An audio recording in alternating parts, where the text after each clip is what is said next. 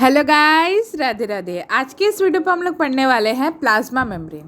Plasma membrane जो रहता है एक एनिमल सेल का आउटर मोस्ट सेल होता है। एक एनिमल सेल का आउटर मोस्ट क्या होते हैं, स्ट्रक्चर प्रेजेंट होता है।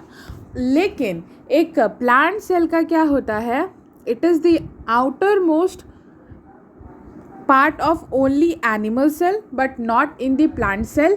मैं ये हर वीडियो में बना रही हूँ क्योंकि आप कंफ्यूज ना हो जाओ।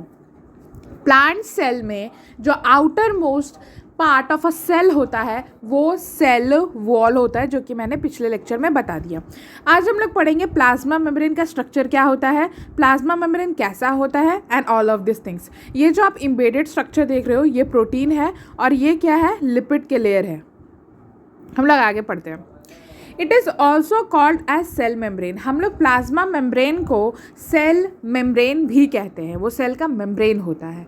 It is a living unit of cell. जो सेल वॉल होता है it is a dead structure of a cell, but एक प्लाज्मा मेम्ब्रेन जो होता है it is the living unit of cell. It separate the outer aqueous environment with the inner environment. तो ये outside की जो एक्वस इन्वायरमेंट है उसको क्या करता है, सेपरेशन प्रोवाइड करता है। फॉर एन एग्जाम्पल, अगर एंडोप्लाज्मिक रेटिकुलम में जो प्लाज्मा मेम्ब्रेन है वो क्या करेगा, साइटोप्लाज्म से उसको सेपरेट करने में हेल्प रहेगा, जो कि एक एक्वस इन्वायरमेंट फॉर्म कर रहा है with the inner environment of the cell. Next is it consist of lipid and associated protein. तो ये जो रहता है इट ओनली कंसिस्ट ऑफ, ये सिर्फ दो ही चीज़ों का बना हुआ रहता है, दैट इज़ लिपिड, और जो एसोसिएटेड प्रोटीन होते हैं उसमें प्रोटीन होते हैं उनको एसोसिएटेड प्रोटीन कहते हैं, उन्हीं से ये बनते हैं और कोई भी अदर सब्सटेंसेस से ये नहीं बनते।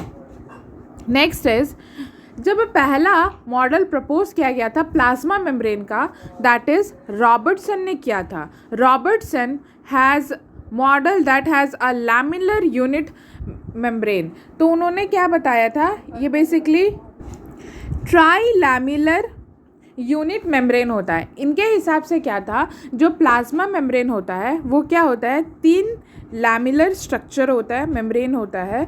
इनका ड्रॉबैक ये था, his drawback was that he didn't explain the dynamic and 3D model of plasma membrane. उन्होंने क्या नहीं बताया, 3D मॉडल नहीं बताया, जस्ट एक स्टेटमेंट बता दिया एक पिक्चर के साथ कि ये ट्राई लैमिलर यूनिट मेम्ब्रेन कंसिस्ट करता है, लेकिन उन्होंने 3D मॉडल को नहीं एक्सप्लेन किया, साथ ही साथ उसके एसोसिएटेड प्रोटीन और लिपिड को भी नहीं बताया। और उन्होंने डायनामिसिटी ऑफ द प्लाज्मा मेम्ब्रेन को भी नहीं बताया। डायनामिसिटी ऑफ अ प्लाज्मा मेम्ब्रेन का मतलब क्या होता है कि जो प्लाज्मा मेम्ब्रेन होता है उसमें dynamic property, movable property present रहता है, जो कि जिसमें क्या होता है, outside materials and the molecules are getting inside with the help of proteins, integrated proteins and many more proteins के कारण। तो वो उन्होंने नहीं बताया कि किस तरीके से ये मूवेबल पार्ट भी है, ये किस तरीके से वर्किंग भी है। उन्होंने जस्ट एक ट्राई लैमिलर यूनिट दिया था और उनका डायग्राम कुछ इस तरीके का था। उन्होंने बताया कि प्रोटीन का लेयर प्रेजेंट होता है आउटसाइड, उसके बीच में लिपिड का लेयर, उसके नीचे प्रोटीन का लेयर। यही ट्राई लैमिलर स्ट्रक्चर जो है, जो मेम्ब्रेन है, it is proposed by Robertson. Next is later on Singer and Nicolson introduce the 3D model of plasma membrane and its dynamic property, जिनको उन्होंने एक नाम दिया fluid and mosaic model quasi fluid. Fluid and mosaic model quasi fluid से उन्होंने ये नाम दिया। नेक्स्ट इज अब हम लोग स्ट्रक्चर पढ़ेंगे। ये जो आप स्ट्रक्चर देख रहे हो ये सिंगर एंड निकोलसन ने प्रपोज किया था। तो मैं शुरुआत से बता देती हूँ, जो ये आप प्रोटीन देख रहे हो जो आप पिंक कलर का दिख रहा है आपको, वो एक पेरिफेरल प्रोटीन होता है जो कि substances from the outside of the plasma membrane या फिर मॉलिक्यूल को अंदर आने में हेल्प करता है। नेक्स्ट इज ये जो वाइट स्ट्रक्चर है, ये जो है दिस इज प्रोटीन। सो सबसे आउटर मोस्ट भाग जो होगा वो एक प्रोटीन का होता है। देन ये जो आप दो लेयर देख रहे हो, यहाँ पे ये और यहाँ पे ये, this is the bilipid layer होता है, जिसको हम लोग क्या कहते हैं, लिपिड लेयर होते हैं। बेसिकली ये जो पूरा येलो स्ट्रक्चर है वो लिपिड का लेयर होता है। और जो ये पर्पल से मैंने डिनोट किया है, it is the diagram of integrated protein. जो इम्बेडेड प्रोटीन है, ठीक है, उसको हम लोग क्या बोलते हैं, इंटीग्रेटेड प्रोटीन बोलते हैं। नेक्स्ट इज फिर से वही मॉडल आ गया, दैट इज़ प्रोटीन आ गया। उसके बाद ये पेरिफेरल प्रोटीन होता है, मतलब जिस तरीके से ऊपर उसी तरीके से नीचे तरीके से प्रेजेंट रहता है एक प्लाज्मा मेम्ब्रेन में, जो भी लिपिड और प्रोटीन का अरेंजमेंट होता है। अब यहाँ पे हम लोग बात करते हैं hydrophilic and hydrophobic end of a lipid. तो जो अंदर वाला पार्ट होता है वो हाइड्रोफोबिक होता है। हाइड्रोफोबिक का मतलब क्या होता है, हाइड्रो मीन्स वाटर, ठीक है, एंड फोबिक मीन्स क्या होता है, रिपल। इसको क्या करेगा, रिपेल करेगा। मतलब कि क्या होगा कि the inner end of the lipid does not allow the water to get inside the cell. मतलब कि ये क्या है, पहले इसमें जाने से पहले उसको तो ये एंड पास करना होगा, क्योंकि ये तो पहले प्रेजेंट है। और ये वाले पे अगर मान लेते हैं ये वाटर को जाने ही नहीं देगा, ये एंड तो हाइड्रोफिलिक होता है, मतलब वाटर को क्या करेगा, पास होने के लिए अलाउ करेगा। लेकिन जो उसका इनर एंड है वो अलाउ कर ही नहीं रहा है मैम, तो वो कैसे जाएगा। इसीलिए कुछ कुछ क्या होते हैं, प्रोटीन्स रेस्पॉन्सिबल होते हैं इनको इनटेक करने के लिए, वाटर को इनटेक करने के लिए, because water is also very much required by the cell, ठीक है। तो हाइड्रोफिलिक एंड हाइड्रोफोबिक एंड पता चल गया क्या होता है। फिलिक का मतलब क्या होता है, अट्रैक्शन, और हाइड्रो मतलब वाटर, मतलब ये क्या करेंगे, वाटर को क्या करेंगे, अट्रैक्ट करेंगे ताकि वो सेल के अंदर जा सके। नेक्स्ट इज, अब हम लोग बात करते हैं स्ट्रक्चर ऑफ अ लिपिड। ये बहुत बार एग्जाम में पूछा जा चुका है कि जो लिपिड का स्ट्रक्चर है, क्या वो फॉस्फोलिपिड हो सकता है या फिर वो फॉस्फोग्लिसरेट हो सकता है। तो लिपिड का मतलब बेसिकली होता है फैट, ठीक है। और ये जो फैट का जो लेयर होता है वो बेसिकली हाइड्रोकार्बन से बना हुआ रहता है। और फैट जो रहता है या फिर ऑयल जो रहता है, it never get mixed with water, it does not allow the water to pass through it. तो इसलिए लिपिड अलाउ नहीं करता। लेकिन जो उसका राउंडेड स्ट्रक्चर है, जो कि उसके अपर एंड में हाइड्रोफिलिक का काम कर रहा है, वो फॉस्फेट से बना हुआ रहता है, ठीक है। और फॉस्फेट जो रहता है, it does not repel the water, it attracts the water. Next is, lipid जो रहता है वो फॉस्फोलिपिड कह सकते हैं, वो फॉस्फेट का राउंडेड स्ट्रक्चर हो सकता है, लिपिड हो सकता है, फॉस्फोग्लिसरेट भी कह सकते हैं, या फिर lipid. Cholesterol is a type of the fat ही होते हैं, जो कि क्या होते हैं कि बहुत ज़्यादा फास्ट फूड्स के खाने के कारण हमारे बॉडी में बन जाते हैं, तो वो कोलेस्ट्रॉल भी लिपिड का काम कर सकते हैं।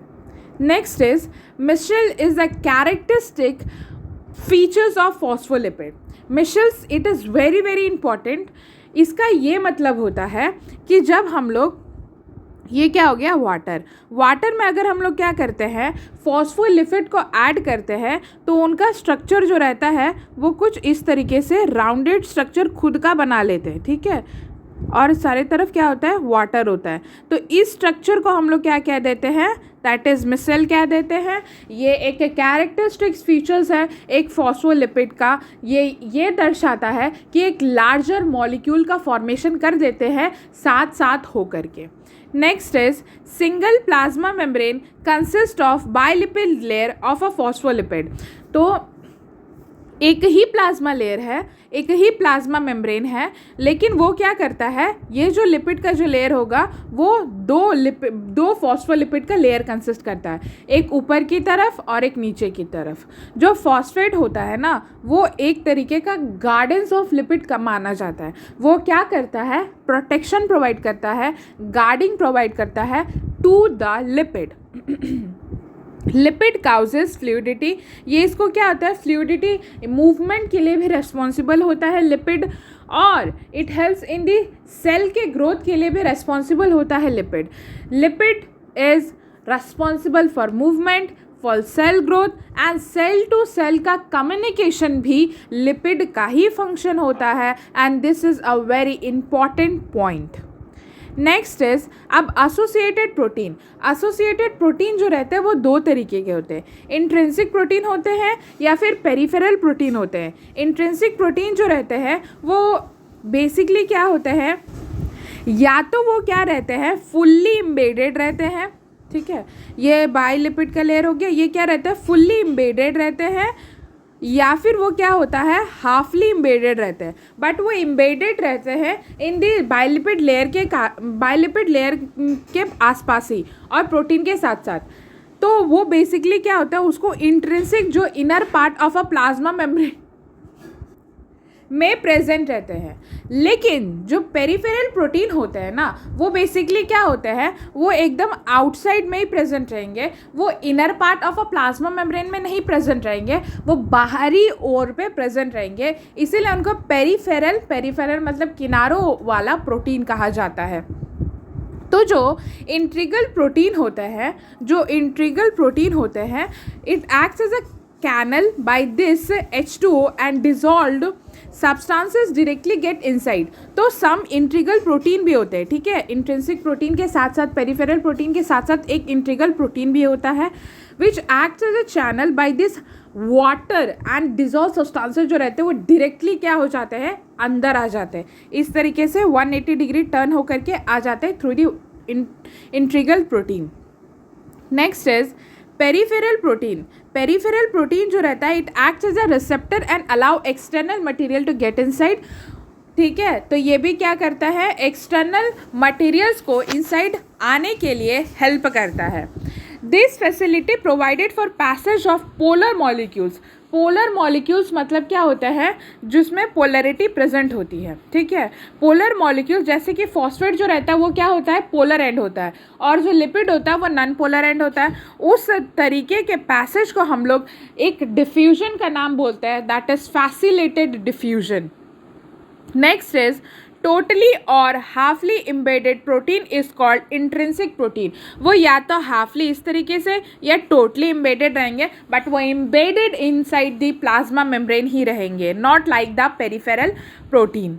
नेक्स्ट इज पैसिव ट्रांसपोर्ट किसे कहते हैं? Passive transport the exchange of materials inside the cell without energy, जब एनर्जी का रिक्वायरमेंट ही नहीं हो। फॉर एन एग्जाम्पल ऐसा मटेरियल जो कि क्या हो कि फॉस्फेट के द्वारा भी पास होता हो, लिपिड के द्वारा भी, प्रोटीन के द्वारा भी, तो उसमें एनर्जी का क्या ही रिक्वायरमेंट लगेगा, वो तो तुरंत सीधे सीधे क्या हो जाता है सेल के अंदर चला जाता है। तो विदाउट एनर्जी का हमको खर्च किए बिना ही हमको वो चीज़ मिल जा रहा है, तो उस तरीके के ट्रांसपोर्ट को विदाउट एनर्जी के एक्सपेंडिचर को हम लोग पैसिव ट्रांसपोर्ट कहते हैं। लेकिन अगर क्या हो जाता है the exchange of materials inside the cell with energy, अगर हम लोग को क्या होता है कि एनर्जी लगा करके उस मटेरियल को इनसाइड लाना पड़ता है सेल के, तो उसको हम लोग क्या कहते हैं active transport. For an example pumps भी प्रेजेंट रहते हैं जो कि ऐसा काम करते हैं। For an example sodium and potassium pump. Movement of water from higher concentration to the lower concentration. मान लेते हैं इस प्लाज्मा मेम्ब्रेन के बाहर में जो हायर कंसनट्रेशन मतलब ज़्यादा मात्रा में वाटर प्रेजेंट है, और जैसे ही वो अंदर आएगा तो वो लोअर कंसनट्रेशन में आ गया क्योंकि अंदर जो है ज़्यादा वाटर प्रेजेंट नहीं है। तो उस टाइप ऑफ मूवमेंट को हम लोग ऑस्मोसिस कहते हैं इन द प्लाज्मा मेम्ब्रेन। और मूवमेंट ऑफ लिपिड, तो मूवमेंट लिपिड में किस तरीके का मूवमेंट होता है उसको हम लोग क्या कहते हैं मूवमेंट इन लिपिड। तो बेसिकली क्या होता है कि लैटरल मूवमेंट होता है। लैटरल मूवमेंट क्या होता है कि एक लिपिड जो रहता है वो इधर से इधर आ जाएगा, मतलब सीधी तौर पे इधर से इधर एक्सचेंज हो जाता है। लेकिन जो क्या होता है फ्लिप फ्लॉप मूवमेंट होता है, वो बेसिकली क्या होता है ये कुछ इस तरीके से, फ्लिप फ्लॉप का मूवमेंट का मतलब क्या होता है इस तरीके से ये इस तरीके का हो जाएगा और इस तरीके से ये इस तरीके का हो जाता है, जिसके कारण क्या होता है वो अप डाउन मूवमेंट करते हैं, अप से डाउन मूवमेंट करते हैं और ये सीधे सीधा मूवमेंट करते हैं। तो इस तरीके से क्या होता है कि बहुत सारे मटेरियल्स का एक्सचेंज भी हो जाता है through the lipid. Next is एक इम्पॉर्टेंट पॉइंट ये है कि जो ह्यूमन का इराइथ्रोसाइट होता है, that is basically RBC red blood corpuscles, वो क्या होता है 52% प्रोटीन कंसिस्ट करता है। प्रोटीन कंसिस्ट करता है 52% और 40% क्या कंसिस्ट करता है, लिपिड कंसिस्ट करता है। तो ये जो है वो क्या है, एक तरीके का मेम्ब्रेन ऑफ इराइथ्रोसाइट का परसेंटेज वैल्यू है प्रोटीन का 52% and 40% of the lipid. So this is all for the plasma membrane. Thank you.